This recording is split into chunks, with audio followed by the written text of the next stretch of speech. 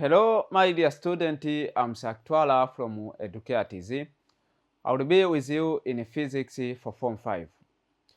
And today, my dear student, we are going to proceed with our topic of the properties of matter as we tried to see on the last lecture. Now, today we are going to proceed with our subtopic, which is called the surface tension. Now, let us go and proceed where we ended on the last session.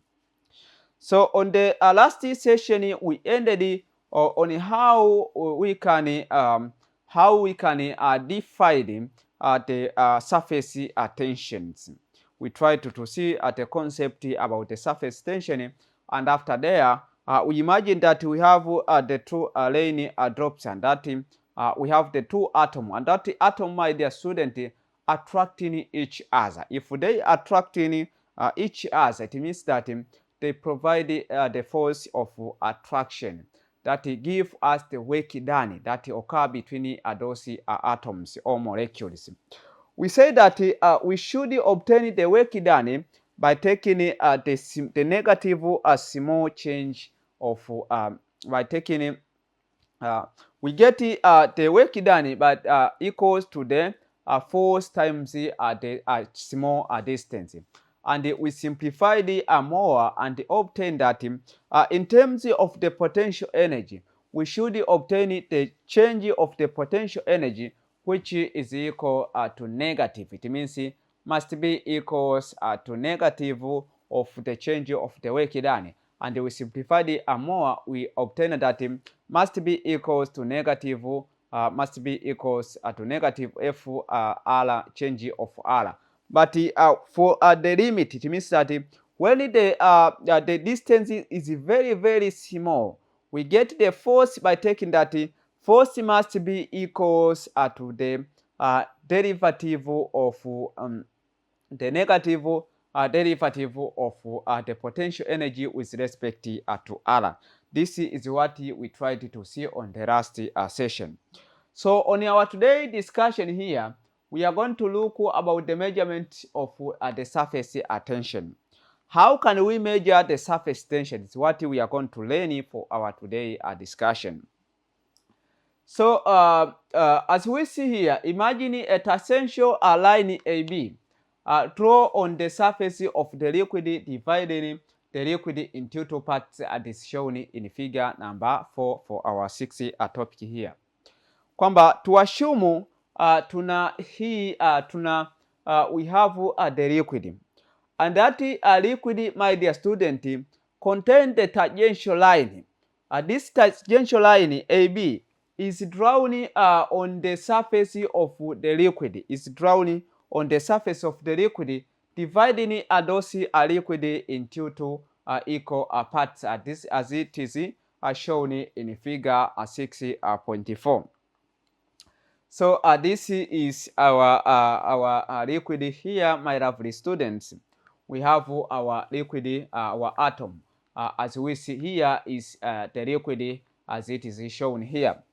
The figure explaining the measurements of the surface tension of the liquid. Kwa figure yetu inajaribu kuelezea measurements ya hii measurements of the surface tension of this liquid as we observe here. Now we have this figure, and this figure, my dear student, involve the liquid. We have point A and also a point B. So on point A, this is the line, the tangential line that dividing the liquid into equal parts. Kuna liquid ambayo itapatikana below here, and there's the liquid that could act upward as we observe. But at the center of this line, we have the force. This force is formed due to the perpendicular line. It formed at 90 degree, kwamba ni line ambayo ina act perpendicular with this tangential line as we seen here. Kwa kuna force yetu ambayo imeact kama tunavyojaribu kuiobserve hapa. Now the two parts of the surface of a liquid act like a straightforward membrane. Kwa ile two parts, the parts the two parts of the surface of the liquid, the upward parts and also the downward parts, my dear student, could act like the strategid membrane. Why we say that could act as a strategid membrane? This is because within the force pulling along the any line on the surface, these forces are proportional to the line, proportion to the line's length at the perpendicular to it. Kwa nini tunasema? Kwa sababu yule force aliye act pale ameokaa perpendicular, kwamba yule anavuta kuelekea juu, lakini kuna force mwingine ambayo anaweza kiexert pale downward. That means kwamba there is the force of attraction that separating those liquid into equal parts, as we tried to observe on our figure there. So let F be the magnitude of force. Imagine F should represent the magnitude of force that exerted on each other by the two parts of the surface across the line segment. Kwa yule F atakuwa ni magnitude force. Kwa nini tunamsema ni magnitude force? Kwa sababu ni force ambayo ana exert on each part of the two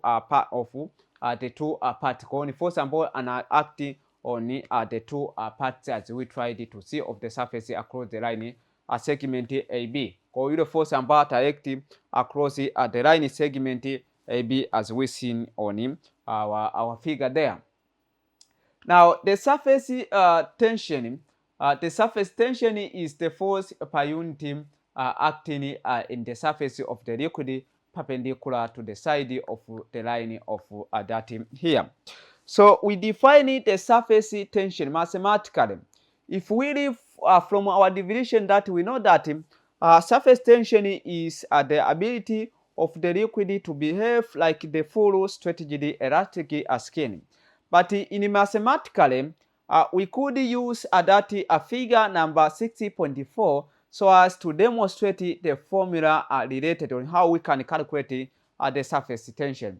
And we see that from that figure, we obtain the surface tension by taking the force per unit the length acting in the surface area of the liquid perpendicular. So let us turn back for our figure here. The aim for having this one is to get the meaning of the surface tension. Kwa ituweze kupata surface tension, tumeambiwa kwamba we should take the force is the ratio of the force acting from the line. Is the ratio of the force acting per unit at the length AB, per unit the length of the line AB that is separating the liquid. As we see here, my dear student, this here will be our definition. Kwa utadefine surface tension kwa kuchukua yule force divided by length, as we see here. So the symbol of the surface tension must be represented by this symbol tunavyoiona hapa. Kwa hiyo ndio symbol ya surface tension, ina muundo kama wa Y hivi.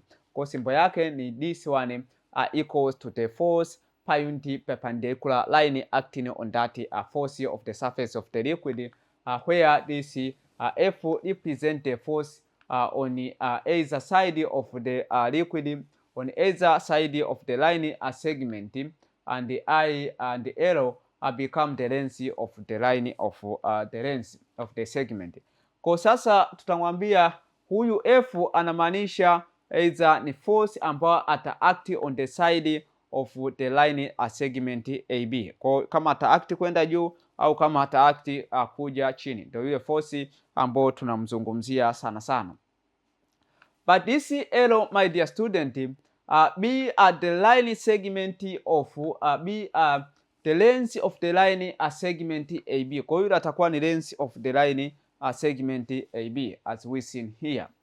Now let us go and see the sign of this surface tension by using the dimension. Tujaribu kuliko dimension ambayo itaweza kututengenezea sign of this surface tension. So the dimension of the surface tension is given by this one. How can we get the dimension of the surface tension? Let us come back for the formula which says that surface tension is equal to the force divided by L. Now introduce the dimension throughout for each value. If we introduce the dimension, we should obtain that the dimension of the surface tension must be equal to the dimension of the force, then divided by the dimension of the length. But we know that the dimension of the force must be equals to ML, must be equals to ML at t negative t power negative 2, lakini dimension wa L atakuwa ni sawasawa na yule L dimension wa length. Kwa tukisubstitute pale tutakuja tupate kumbe surface tension must be equal to ML t exponent negative 2, then we divide by L. But here we have L throughout. Kwa kama tuna L, unaweza kutumia ile concept ya exponent kwamba if we have the same base we are supposed to minus their exponent. Kwa tutachukua huyu L aliyeko juu kwamba exponent wake ambao ni moja, tukimpandisha juu atakuwa ni negative, basi tutakuwa kwamba ni ML power moja minus 1 times t power negative 2. Yule L ataisha, tutabakiwa sasa ni sawa na mt power negative 2 as we seen here. So this the dimension of this surface tension must be equals to mt power to t power negative 2 as we seen here. This m is the mass and also t is the dimension of the time, where this could give us the unit which is Newton per meter. Kwa unit ya surface tension itakuwa ni Newton per meter as we seen here, my dear student. This will be the unit. So after there, let us go and conclude here.